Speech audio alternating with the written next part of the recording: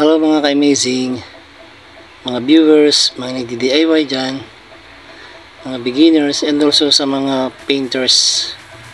Meron naman po tayong isang tutorial na pwede pa makatulong sa inyo. Isang tutorial na accent color. Pwede nyo itong gawin sa mga wall ninyo.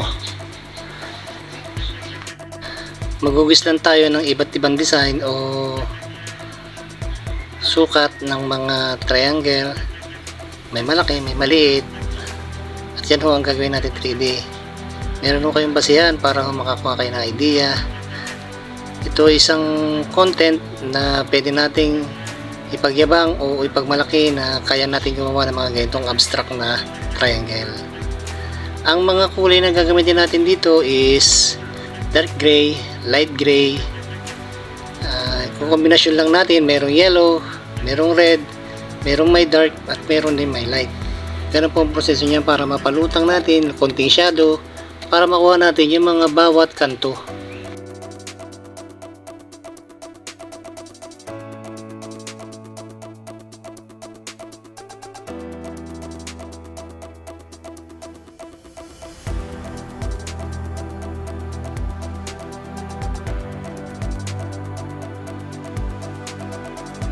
Medyo tiyaga lang po tayo dito ng konti. Makikita naman po natin yung ating pagtsatsaga ay mayroong patutunguhan. Pag hindi natin tsatsagain ito magawa, ay wala ho tayong magagawa na maayos, kasi ito lang po ang nagpapatunay na kaya natin gumawa ng iba't ibang klase ng design sa pamamagitan ng brush o imahinasyon.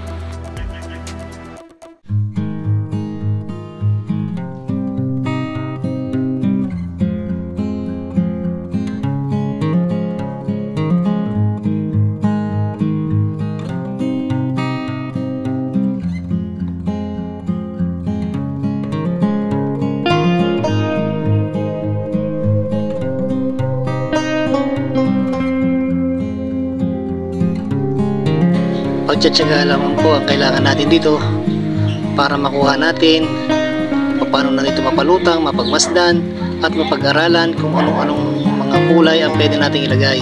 Paano natin mapalutang, malagyan ng shadow, or kahit ano pa ang inyong ginagawa sa pamamagitan ng iba't ibang kulay ay kaya nyo rin ipalutang ang inyong mga ginagawa.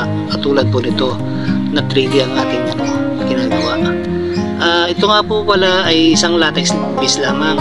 Umpisa tayo sa white latex na base. Naglagay naman tayo ng iba't ibang kulay. Nag-umpisa sa gray, pa light. Latex din po ang gamit natin dito.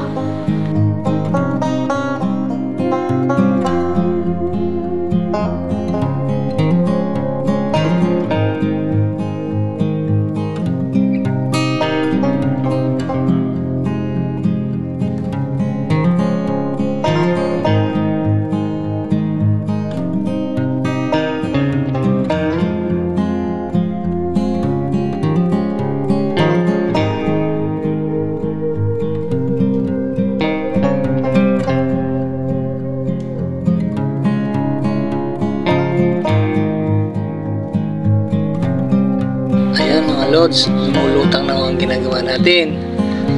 Napapalabas na natin ng 3D ang ating ginagawa.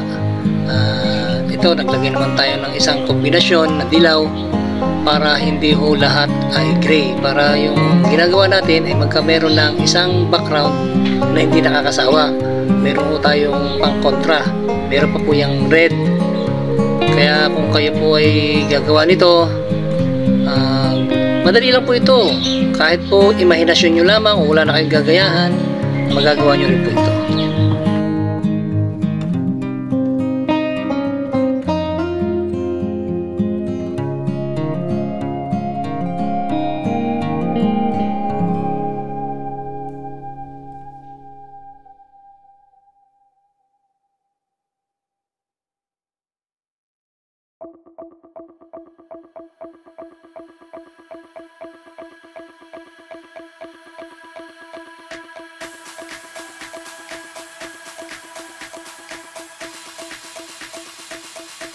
Tandaan nyo lang po mga lods, mag-uumpisa po tayo ay sa dark pa light, meron namang light pa dark. Ganun lang po ang pamamaraan niyan para po hindi kayo maligaw sa inyong ginagawa. para po may basehan kayo kung paano kayo gumawa ng mga accent color na pwede nating gawing background ng mga ating ginagawa.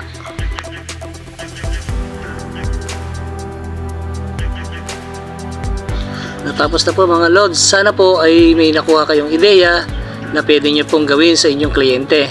Sana po dire-diretso lang po ang inyong pagsubaybay sa aking mga video. Maraming salamat po and God bless sa inyo.